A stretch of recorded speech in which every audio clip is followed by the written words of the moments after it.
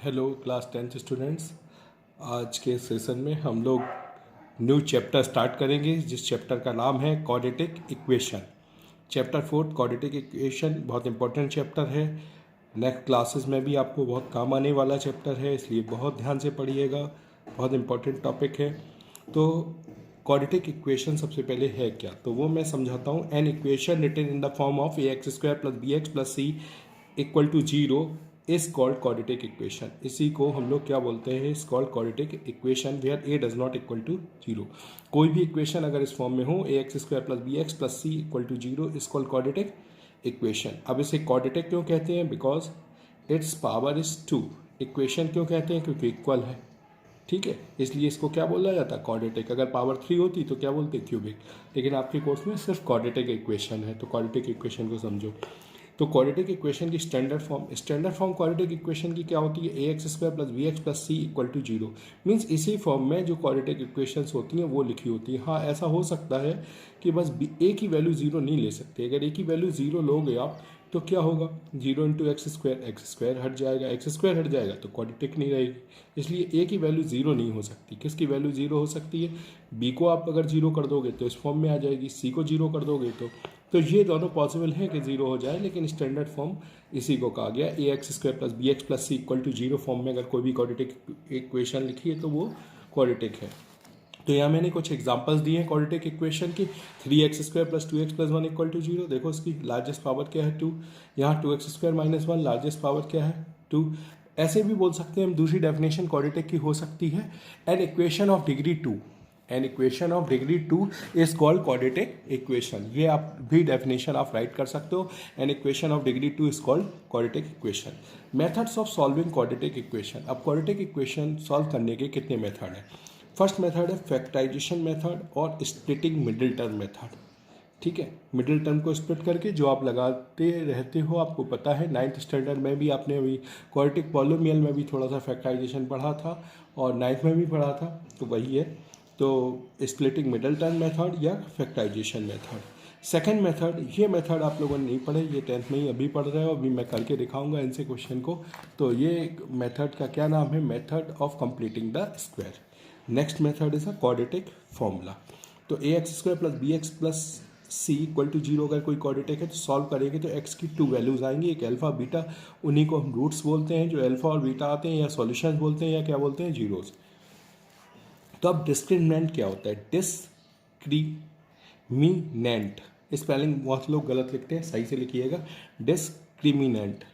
ठीक है, discriminant d equal to b² - 4ac। इसका फॉर्मूला होता है b² - 4ac। b क्या है, b is a coefficient of x and a is a coefficient of x² and c is a constant term.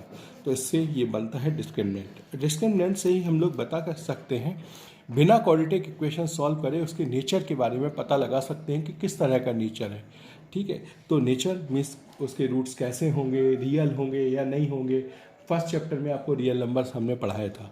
तो real अगर real होंगे तो ही हम सॉल्व करते हैं, रियल नहीं है तो सॉल्व नहीं करते।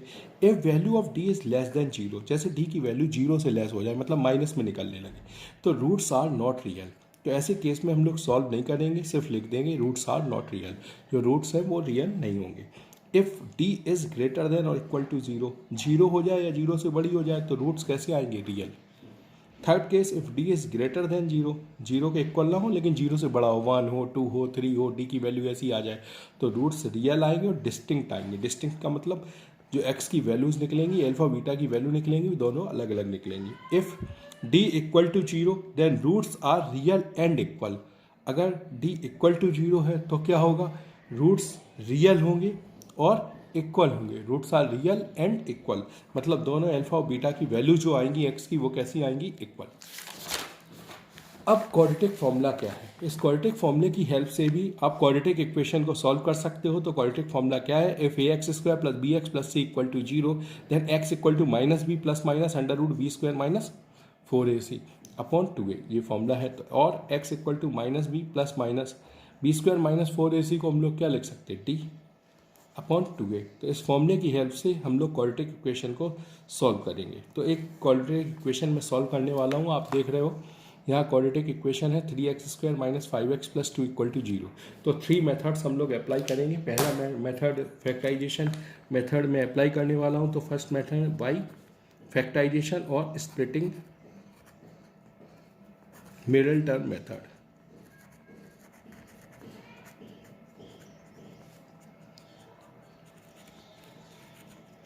तो स्प्लिटिंग मिडिल टर्म मेथड क्या होता है, कैसे लगाते हैं, ये बड़े आप लोग फैमिलियर हो इस मेथड से, लगाते रहते हो। तो इसको करने के लिए हम लोग क्या करते हैं, जो यहाँ पे x² का कोएफिशिएंट 3 है और कांस्टेंट टर्म आप देख रहे हो 2 है, दोनों का इंटू कर लीजिए, क्या हो गया 6। अगर 6 के हम प्राइम फैक्टर करते हैं 2 3 जा 6, 3 बन जा, तो 2 और 3 आ गए दो फैक्टर्स।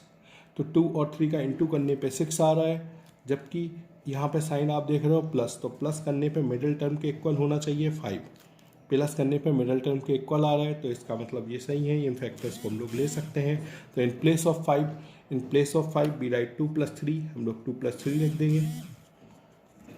फिर 3x² - 2x - 3x + 2 = 0। ठीक है, और सॉल्व करेंगे तो क्या, इसमें कॉमन ले लो, कॉमन लेंगे तो x कॉमन, 3x - 2, और फिर यहाँ पे कॉमन लो तो कॉमन आएगा -1। ये देखो आप साइन, -1 कॉमन लेंगे तो 3x - 2 = 0। अब 3x - 2 दोनों में कॉमन है, तो 3x - 2 x - 1 = 0। तो अब कंपेयर कर देंगे तो 3x - 2 = 0, देन 3x = 2 और x = 2/3। इधर x - 1 = 0, तो x = 1। तो ये दो जीरोज़ आ गए, एक x = 1, एक x = 0, कौन सा आ गया 2/x = 2/3, ये दोनों जीरोज़ आ गए। तो फर्स्ट मेथड से मैंने इस क्वाड्रेटिक इक्वेशन को सॉल्व कर लिए और इसके फाइंड आउट क्या कर लिया, रूट्स, जीरोज़ या सॉल्यूशंस। तो अब मैं सेकंड मेथड लगाने वाला हूँ। सेकंड मेथड है method of completing the square. तो by method of completing the square,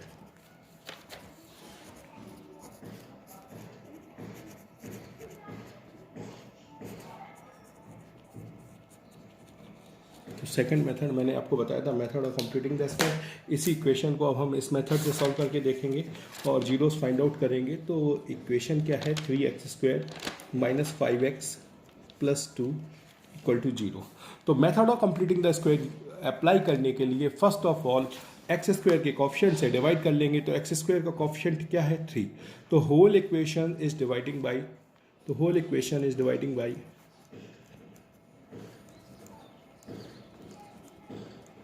by 3। तो 3 से फुल इक्वेशन को हम डिवाइड कर देंगे,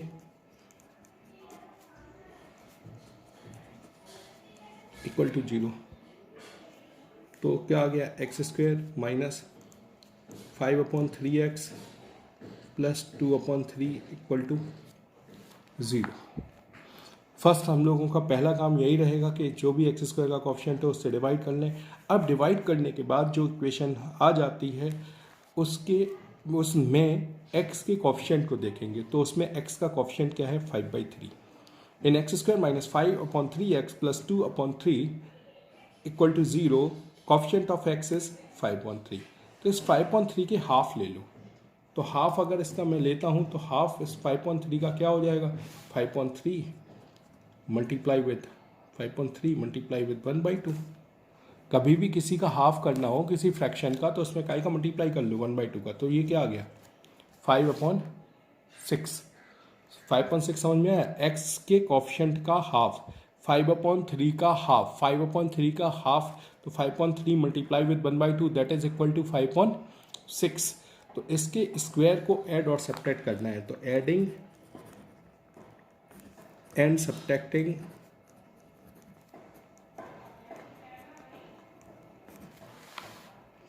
half the square of coefficient of x, half the square of coefficient of x क्या है 5/6। तो 5/6 के स्क्वायर को ऐड कर दो और सब्ट्रैक्ट कर दो। तो x² - 5/3x, यहाँ तक इसी को नोट कर दो और इसमें अपने मन से 5/6 का स्क्वायर ऐड किया और 5/6 के स्क्वायर को क्या किया, सब्ट्रैक्ट। अगर किसी इक्वेशन में अगर मैं जितना ऐड करूँ उतना ही सब्ट्रैक्ट कर दूँ तो इक्वेशन में कोई इफेक्ट नहीं पड़ता। और ये देखो रिमेनिंग टर्म कौन सा बच था, 2/3 इक्वल टू 0। तो अब ये फर्स्ट 3 फॉर्मूला बना लेंगे। किसका, देखो होल स्क्वायर है, a² + b² + 2ab। आप सॉल्व करके देखिए तो this becomes whole square of x minus 5/6 whole square. x minus 5/6 का होल स्क्वायर हो जाएगा, माइनस 5 का हो गया 25/36 प्लस 2/3 इक्वल टू 0। तो x माइनस 5/6 होल स्क्वायर, ये 25/36 उस साइड ले जाओ, माइनस 2/3 36 एलसीएम ले लिया, 36 से डिवाइड करो तो 25, माइनस 3 से करो तो 12, 12 2 24, x minus 5/6 whole square, x minus 5/6 whole square is equal to 1/36। x minus 5/6 square अगर इस साइड लेके जाएंगे तो स्क्वायर रूट हो जाएगा 1/36। 1/36 से आ जाएगा 1/6 plus minus x minus 5/6 equal two plus minus, तो x इक्वल टू 5/6 और प्लस माइनस 1/6। तो वैल्यू देखो x की क्या हो जाएगी, तो x इक्वल टू 5/6 प्लस 1/6 और x इक्वल टू 5/6 माइनस 1/6। तो x इक्वल टू हो गया 6/6, यहाँ x इक्वल टू 4/6, कैंसिल करो तो x इक्वल टू 1 और x इक्वल टू यहाँ हो जाएगा 2/3। तो ये देखो दोनों जीरोज़ हमने फाइंड आउट कर लिए, बस मेथड अलग था। अभी मेथड हम लोगों ने कौन सा अप्लाई किया था, स्प्लिटिंग मिडिल टर्म मेथड। अब हम कौन सा मेथड यूज़ करने वाले, बाई थर्ड मेथड, क्वाड्रेटिक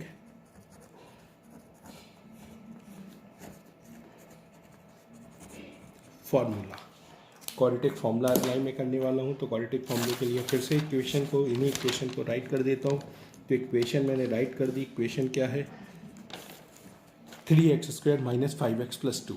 तो अब मैं क्वाड्रेटिक फार्मूला लगाऊंगा। तो when we apply quadratic formula, first we compare this with standard equation. So compare with standard form, standard form से कंपेयर करेंगे standard form of quadratic equation से। तो वो होती है ax² plus bx plus c equal to 0। तो a की जगह पे 3 आ जाएगा, b माइनस 5 हो जाएगा, c 2। तो डिस्प्लेसमेंट निकाल दो। So d equal to g² minus 4ac minus 5 का स्क्वायर माइनस 4 इंटू 3 इंटू 2, 5 5 जा 25 माइनस 4 3 12 2 जा 24, कितना आ गया 1।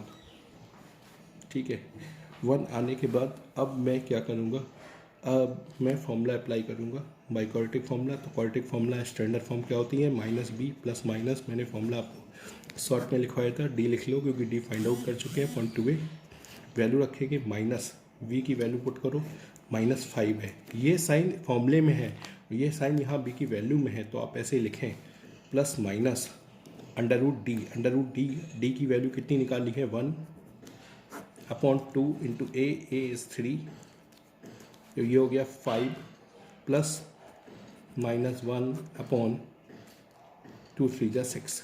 तो एक बार आप प्लस का साइन ले लीजिए, 5 + 1/6, और एक बार हम लोग क्या करेंगे 5 - 1/6, तो ये 6/6 हो जाएगा। ये वैल्यू आप लोग देखेंगे 4/6, तो ये वैल्यू हो गई 1, और ये क्या आ गया 2/3। तो यही x की वैल्यूज़ आई, यही जीरोज़ हैं, सॉल्यूशंस हैं। तो इस तरह से क्वाड्रेटिक फॉर्मूले से भी आप इक्वेशंस को सॉल्व कर सकते हैं। तो मैंने तीनों मेथड से आपको क्वाड्रेटिक इक्वेशन सॉल्व करना सिखा दी। जितना बेसिक बताया है वो सारे बेसिक को बहुत अच्छे से रिवाइज़ कर लीजिएगा। इसी बेसिक पे पूरा चैप्टर बेस्ड है। अगर बेसिक आपको अच्छे से समझ में आ गया और आपने तीनों मेथड सीख लिए तो उस चैप्टर में और कुछ नहीं है। बाकी वर्ड प्रॉब्लम है जो मैं आपको सिखा दूँगा। अगर आपको वीडियो पसंद आए तो बेटा लाइक ज़रूर करिएगा, ठीक है।